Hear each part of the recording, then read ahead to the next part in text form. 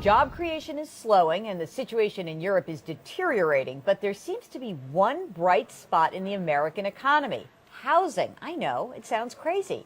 Doug Duncan is the chief economist for Fannie Mae.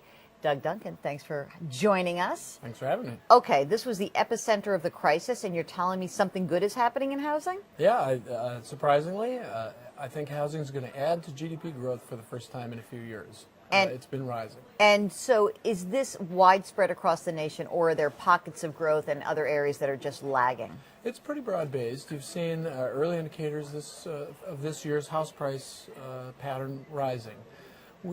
The way I would characterize it is the surface of the floodwaters from the crisis are receding, and the normal housing cycle was never repealed, just weren't able to see it because of the depth of those floodwaters. They've receded now, supply is down, so you're starting to see the normal cycle emerge. And there's been a bunch of pent-up demand. People are starting to act on that. Do these record low mortgage rates play into this? I mean, they've been low for a while and people are refinancing. Is it spurring home sales? Interest rates are not as closely aligned with home sales as they are with refinances. Obviously, in refinances, that's understood. They don't hurt. What is probably more of a spur is that house prices have fallen, and people pretty much feel like we're at the bottom. Our own view is maybe just another % or maybe a little more deterioration this year. Later in the year, probably. Early in this year, clearly house prices have been rising. What could blow this up? What could derail us? Well, certainly if we go into a recession, if we see very flat job growth, consumers today are very sensitive to employment. We survey 1,000 a month.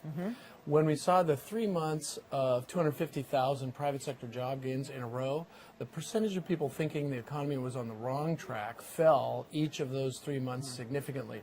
But when it started to flatten out in terms of employment, their attitude flattened out too. They have plateaued, awaiting improvement in jobs. Okay, so jobs is one part of it, but what about the people who haven't gotten raises in a while? I mean, incomes essentially, according to the Federal Reserve, we're back a dozen years or so, and maybe even 18, 20 years for many people. How does that play into the housing cycle? It's the second thing we watch. Well, one thing we learned in the crisis, if you're going to lend money for 30 years at fixed rates, it's a good thing if the borrower has a job.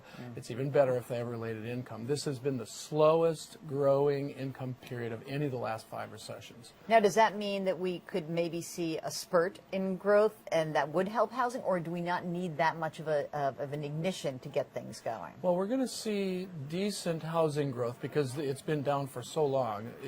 This year and next year, even though we think GDP growth is only going to be about 2.2, 2.3% each of these 2 years.